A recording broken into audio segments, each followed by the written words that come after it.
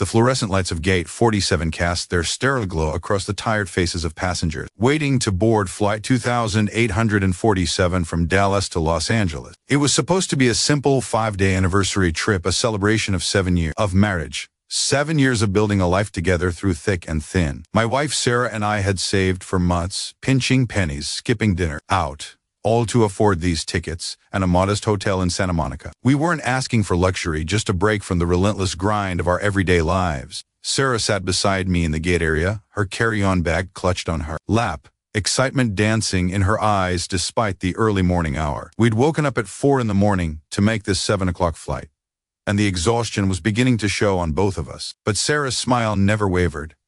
She'd been looking forward to this trip for so long, talking about the pier, the beach, the restaurants she'd researched obsessively on her phone during lunch breaks at work. The announcement crackled through the airport speakers calling for Group 1 boarding. We were Group 3, so we settled back into our uncomfortable airport chair, watching the first wave of passengers shuffle toward the gate agent.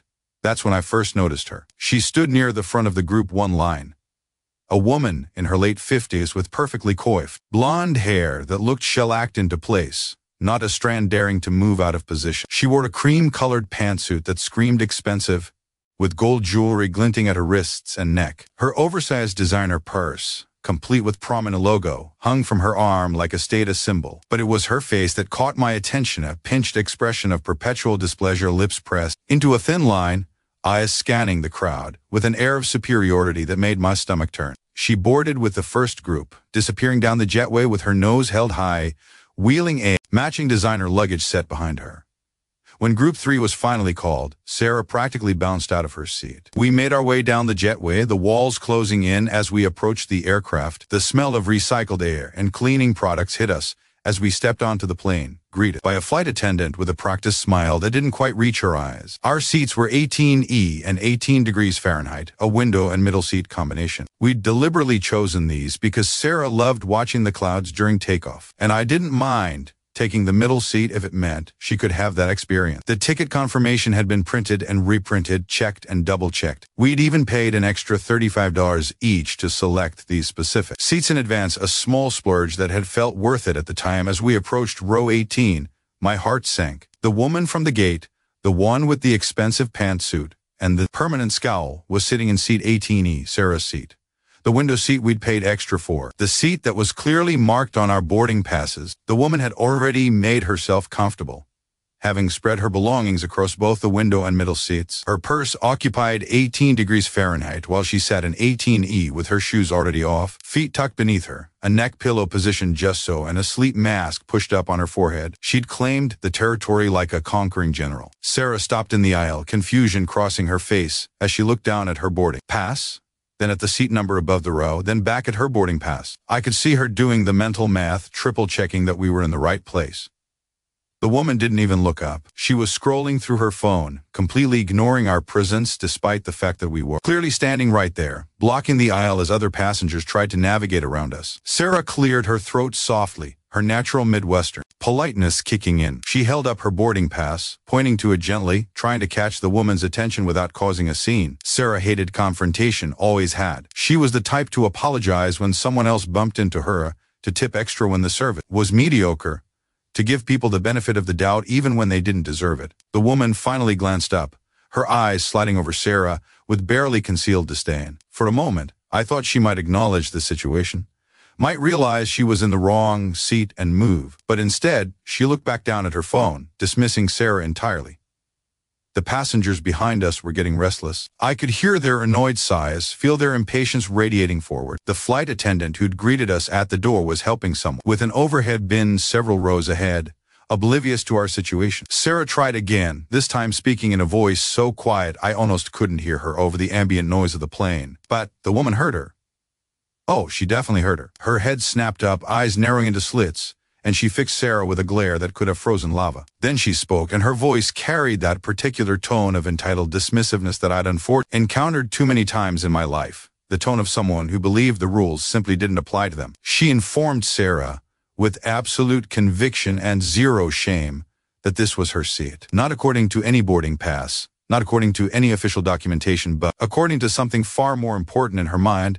She had reserved it mentally. The absurdity of the statement hung in the air like a bad smell. She explained, as if speaking to a particularly slow child, that when she'd booked her ticket months ago, she'd wanted a window seat. Unfortunately, none had been available in her price range, so she'd been forced to book a middle seat in row 23. But that didn't matter, she insisted, because she'd simply decided that she would sit in a window seat regardless. She'd visualized it, manifested it, reserved it in her mind, and therefore, this seat was hers. The logic was so twisted, so completely divorced from reality, that for a moment I couldn't even process it. Sarah stood frozen, her boarding pass still held up like a talisman that had suddenly lost all its power. Other passengers had stopped moving, everyone within earshot now watching on. Interaction with varying degrees of disbelief and secondhand embarrassment. An elderly gentleman behind me muttered something under his breath about entitled people. A young woman across the aisle had her phone out, though whether she was recording or just pretending to look busy, I couldn't tell. I stepped forward, keeping my voice level and polite, despite the anger beginning to simmer in my chest. I explained that we had paid for these seats, that we had the boarding passes to prove it, and that she would need to move to her assigned seat so we could sit down. The woman's face transformed into a mask of theatrical outrage. Her hand flew to her chest in a gesture of wounded dignity, her mouth falling open in exaggerated shock. She raised her voice, suddenly playing to the audience that had gathered around us, declaring that she couldn't believe how rude we were being, how we were harassing her, how in all her years of flying she'd never been treated with such disrespect. The manipulation was masterful, I had to admit. Within seconds, she'd attempted to flip the script, transforming herself from the problem into the victim, painting us as the aggressors for having the audacity to want to sit in the seats we'd paid for. Sarah's face had gone pale. She hated being the center of attention, hated conflict, and this woman had just amplified the situation tenfold. I could see Sarah's hands trembling slightly as she clutched her boarding pass, could see her shrinking into herself, wanting nothing more than to disappear. That's when the flight attendant finally noticed the commotion. She approached with that practiced smile, asking if everything was all right, if there was a problem she could help resolve. Her name tag read Jennifer, and she had the exhausted look of someone who dealt with far too many difficult passengers in her career. I handed Jennifer our boarding passes, explaining the situation as calmly as I could. Jennifer examined the passes, then looked at the seat numbers, then at the woman who was still sitting defiantly in 18E with her arms crossed over her chest. Jennifer's smile tightened slightly, the only indication of her annoyance. In her professional voice, she asked the woman if she could see her boarding pass. The woman huffed dramatically, making a huge show of digging through her oversized purse. She pulled out her phone, then her wallet, then a pack of tissues, setting each item carefully on the table, as if this were a leisurely activity, and not a situation holding up an entire plane full of people. Finally, she produced her boarding pass, handing it to Jennifer with a smug expression that suggested she believed this would somehow vindicate her. Jennifer looked at the pass. Her eyebrows rose slightly. She looked back at the seat numbers. Then she looked at the woman with an expression of professional neutrality that I suspected was masking profound irritation. In a voice that remained polite but had acquired a subtle edge of steel, Jennifer informed the woman that her assigned seat was 23D, a middle seat 23 rows back. These seats, 18E and 18 degrees Fahrenheit, belonged to us, and the woman would need to gather her belongings and move to her correct seat immediately so we could board and the flight could depart on time. The woman's face turned an impressive shade of red. She sputtered, insisting that Jennifer didn't understand, that she'd reserved this seat in her mind, that she deserved a window seat, that she'd been flying with this airline for 30 years and had never been treated so poorly. Jennifer's professional mask didn't crack. She repeated more firmly this time that the woman needed to move to her assigned seat. She added that if the woman wanted to discuss seat changes or upgrades, she could do so after everyone was seated and the plane was in the air, but right now, she needed to move. The standoff continued for what felt like an eternity but was probably only 30 seconds. The woman sat there, arms crossed, jaw set, radiating stubborn defiance. Other passengers were now openly complaining about the delay. Someone shouted from several rows back, asking what the holdup was. A baby started crying. The plane's air circulation system hummed steadily, indifferent to the human drama unfolding. Jennifer's voice dropped lower, and though her words remained polite, there was an unmistakable note of warning in her tone. She explained that if the woman did not move to her assigned seat immediately, she would be removed from the aircraft and would not be flying today. The airline took seat assignments very seriously, and refusing to comply with crew member instructions was a violation of federal aviation regulations. The magic words. Federal regulations removed from the aircraft. The woman's eyes widened slightly, and I could see the calculations happening behind them. She was weighing her options, trying to decide if this was a hill worth dying on, if her pride was worth missing her flight and potentially being banned from the airline. Her gaze swept across the faces watching her, looking for support, for someone to back up her insane position. She found none. Every passenger within sight was either looking away in embarrassment or glaring at her with unconcealed annoyance. Finally, with the most dramatic sigh I'd ever witnessed, she began to gather her things. But she wasn't done yet, not by a long shot. As she stood, she made sure to move as slowly as humanly possible, taking her time folding her neck pillow, adjusting her sleep mask, placing each item carefully into her purse with deliberate, exaggerated movements. She was making a statement, ensuring everyone knew how put out she was, how inconvenient, how wronged. Then, as Sarah moved to step into the row, it happened. The woman reached out and grabbed Sarah's arm. Not a gentle touch, not a polite tap to get attention, but a firm grip, with her manicured nails digging in hard enough that Sarah gasped. Before I could even process what was happening, the woman tried to pull Sarah backward, away from the seat, as if physically preventing her from sitting down would somehow change reality. The act was so shocking, so brazenly aggressive that for a split second, everyone froze. The entire plane seemed to hold its breath. Then Sarah stumbled, nearly losing her balance in the narrow aisle. Her carry-on bag slipped from her shoulder, banging against the armrest. I saw pain flash across her face, saw red marks already forming on her arm where the woman's fingers had dug in. Something inside me snapped. I moved forward, positioning myself between Sarah and this woman, my voice coming out harder than I'd ever spoken to a stranger. I told her to take her hands off my wife, to back away, to get to her seat now, before I called the police for assault. The woman's eyes went wide, and she released Sarah's arm, but the entitled indignation never left her face. She started to protest, to claim that Sarah had bumped into her, that she'd only been trying to steady herself, already rewriting history before it had even finished happening. Jennifer's voice cut through the chaos like a knife. All pretense of politeness was gone now, replaced by the authoritative tone of someone who'd had enough. She told the woman to move to the back of the plane immediately or she would be calling security to have her removed and likely arrested. The word arrested seemed to finally penetrate the woman's bubble of entitlement. Her mouth snapped shut, and she grabbed her bags with jerky, angry movements. But as she pushed past us toward the back of the plane, she made sure to bump into Sarah hard with her shoulder, knocking her into me. The muttering from other passengers grew louder. A man in a business suit called out that he'd witnessed the assault and would be happy to give a statement. The woman across the aisle confirmed she'd recorded part of the interaction on her phone. An older woman with kind eyes reached out to touch Sarah's shoulder, asking if she was all right. The woman finally made her way to the back of the plane, but the disruption followed her. We could hear her loud complaints, her insistence that she was the victim, her demands to speak to a supervisor. Jennifer followed her back, speaking in low, firm tones that we couldn't quite hear. Sarah and I finally settled into our seats, but the excitement and anticipation we'd felt earlier had evaporated, replaced by a shaky, unsettled feeling. Sarah was visibly trembling, and when I looked at her arm, I could see the clear outline of fingernail marks, red and angry against her pale skin.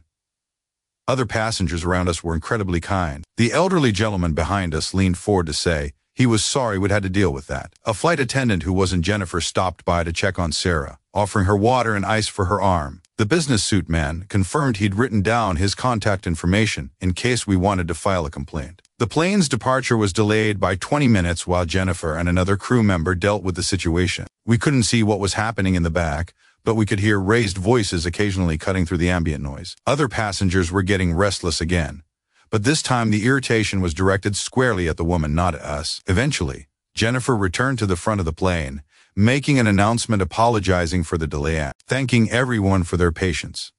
She didn't mention the incident directly, but everyone knew what she was talking about. The plane finally pushed back from the gate, and we began to taxi toward the runway. As we took off, Sarah finally got her view of the clouds, but she wasn't smiling anymore. She stared out the window with a distant expression, absently rubbing her arm where the marks were already starting to fade. I held her other hand, squeezing gently, trying to offer comfort without words. About an hour into the flight, after the seatbelt sign had been turned off and the drink service had begun, Jennifer approached our row. She knelt in the aisle beside us, speaking quietly so as not to disturb the other passengers. She apologized profusely for what had happened, explaining that the woman had been given a final warning and told that any further disruption would result in the plane being diverted, and her removal by law enforcement. Jennifer also explained that the captain had been informed of the physical assault, and they would be filing a report upon landing. She asked if Sarah wanted medical attention when we landed, or if she wanted to press charges. Sarah, in her characteristic way of avoiding confrontation, started to decline. To say was fine, that she didn't want to make a big deal out of it. But I could see the pain in her eyes, could see how the experience had shaken her. I gently encouraged her to at least let Jennifer document everything, to have the information available if she changed her mind later. Sarah agreed, and Jennifer took photos of the marks on her arm, wrote down our statements, and assured us that the woman would be facing consequences. She also upgraded our return flight to first class. Not that it made up for what had happened, but it was a gesture we appreciated. The rest of the flight passed without incident from the woman in the back, though. We heard from other passengers that she'd continued to complain loudly for another hour before finally, mercifully, falling asleep. Every time I got up to use the restroom, I could see her slumped in her middle seat in row 23, looking decidedly less comfortable than she would have been if she just sat in her assigned seat to begin with. When we landed in Los Angeles, Jennifer asked us to remain seated while she and another crew member escorted the woman off the plane first, accompanied by airport security. We watched as she was led down the aisle, still protesting, still insisting she'd done nothing wrong, that this was all a misunderstanding, that someone would be hearing from her lawyer. The passengers who'd witnessed everything actually applauded as she was escorted off. It was petty, perhaps, but after what she'd put everyone through, I couldn't blame them. As we finally deplaned, the captain was standing at the cockpit door, personally thanking passengers for their patience. When we passed, he stopped us, expressing his regret for what had happened, and assuring us that the airline took such incidents very seriously. He handed us his card, encouraging us to contact him directly if we had any concerns or wanted updates on the situation. The airport security officers were waiting at the gate, and they asked us to provide statements about the assault. We spent 45 minutes recounting the entire incident while other passengers who'd witnessed it provided their own accounts. The business suit man made good on his promise, giving his full contact information. The young woman across the aisle shared the video she'd recorded, which clearly showed the woman grabbing Sarah's arm and trying to pull her away from the seat. Through it all, the woman stood nearby with her own security escort, still maintaining her innocence, still insisting that we were lying, that she'd never touched anyone, that this was all a conspiracy against her. The cognitive dissonance required to maintain such a position in the face of multiple eyewitness accounts and video evidence was staggering. Eventually, we were told we were free to go, but that the airline and possibly the district attorney's office might be in touch for further information. The woman was being detained for further questioning, and depending on her prior record and the airline's decision to press charges, she might be facing fines or even criminal charges for interfering with a flight crew and assault. By the time we finally made it to the baggage claim, we'd missed our rental car reservation time slot and had to wait another hour for the next available vehicle. Our carefully planned schedule for the first day of our trip was completely shot. We'd meant to hit the ground running, to drive straight to the hotel, drop off our bags, and head to the beach. Instead, we were exhausted, frazzled, and emotionally drained before our vacation had even really begun. As we drove the rental car toward our hotel, Sarah was quiet, staring out the window at the palm trees and unfamiliar landscape. I could tell she was processing everything, trying to make sense of the senseless behavior we'd witnessed and experienced. Finally, she spoke, her voice small and confused. She asked what I thought was wrong with that woman. What could make a person behave that way, truly believe that thinking about something gave them a right to it regardless of reality, rules, or other people's feelings. I didn't have a good answer. I still don't. I've spent a lot of time thinking about it since that day, trying to understand the mindset that leads someone to such extreme entitlement. Maybe it was generational, a product of a time when certain people were taught that their desires mattered more than others. Maybe it was personal, some psychological issue or personality disorder that prevented her from processing social norms and boundaries. Maybe it was just plain narcissism, the belief that the world existed to serve her needs and wants, that other people were simply obstacles or NPCs in her story. Whatever the explanation, the experience stayed with us long after the physical marks on Sarah's arm faded. It colored the first few days of our trip, a shadow we couldn't quite shake even as we walked along the beach, explored the pier, and tried to enjoy the vacation we'd saved so hard for. Sarah found herself watching other people more warily, especially in public spaces, waiting for the next shoe to drop, for the next person to decide that their mental reservation trumped actual rules and decency. I found myself more protective, more on guard, quicker to intervene when I sensed a situation might be escalating. We did eventually file a formal complaint with the airline, providing all the documentation and witness information we'd collected. The airline responded quickly and professionally, apologizing again, confirming that the woman had been banned from flying with them, and offering U.S. travel vouchers that, while appreciated, didn't really address the emotional impact of the incident. We heard later, through the airline's victim services coordinator who followed up with us, that the woman had a history of similar incidents. This wasn't her first time causing disruptions on flights, refusing to follow crew instructions, or getting into confrontations with other passengers. She'd apparently been warned multiple times by multiple airlines, but had always managed to stop just short of the line that would get her permanently banned or arrested, until she didn't. Until she physically grabbed someone in front of witnesses and cameras. Until her sense of entitlement overrode even her self-preservation instinct. The coordinator told us that the woman had been charged with assault and interfering with a flight crew, both federal offenses. She was facing fines, potential jail time, and had been placed on the no-fly list pending the outcome of her case. Her lawyer was apparently trying to work out a plea deal, but the video evidence and multiple witness statements made her case pretty much indefensible. Part of me felt a sense of justice at that news. Actions have consequences, and this woman had finally faced hers. But another part of me just felt sad about the whole situation. Sad that someone could go through life so disconnected from reality, so unable to consider others, so wrapped up in their own perceived importance that they'd destroy their own freedom of movement and possibly face criminal conviction over a seat on an airplane. A seat that wasn't even significantly better than the one she'd been assigned. Row 18 versus row 23. Wasn't the difference between first class and economy. It wasn't even the difference between a window and a middle seat in terms of actual comfort. It was purely symbolic, purely about getting what she wanted because she wanted it, regardless of fairness, rules, or other people's rights. The psychology of it fascinated me in a morbid way. What happens in a person's development that leads them to believe the world operates based on their internal desires rather than external reality? How does someone reach their 50s or 60s maintaining such a fundamentally flawed understanding of how society works? I thought about all the times in her life she must have gotten away with similar behavior, all the times she'd bullied or manipulated her way into getting what she wanted, reinforcing the belief that this approach worked. All the times people had backed down rather than confronting her, choosing to avoid the conflict rather than standing their ground. And I thought about how many other people like her were out there, operating on the same entitled wavelength, making life harder for everyone around them through their refusal to accept basic social contracts. The incident also made me reflect on how we handle such people as a society. The flight attendants had tried to be polite and professional for as long as possible, even in the face of absurd behavior. The other passengers had initially tried to stay out of it, not wanting to get involved. Everyone was operating under normal social rules,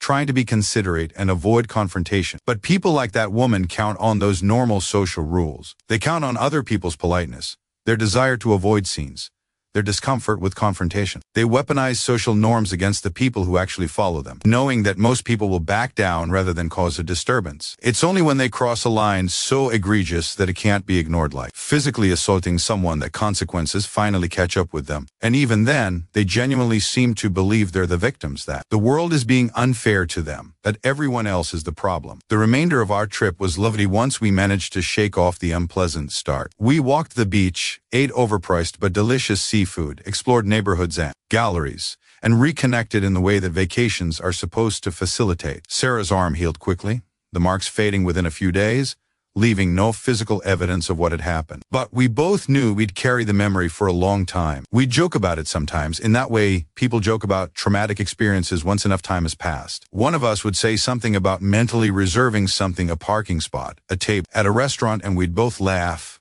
a shared understanding passing between us. The story became one we told at dinner parties, an entertaining anecdote about entitled behavior and instant karma. People would laugh and shake their heads, sharing their own stories of encountering similar personalities in the wild. The woman became a cautionary tale, an example of how not to behave, a reminder that reality doesn't bend to accommodate our internal fantasies. But underneath the humor and the social storytelling, there was something darker that stuck with me.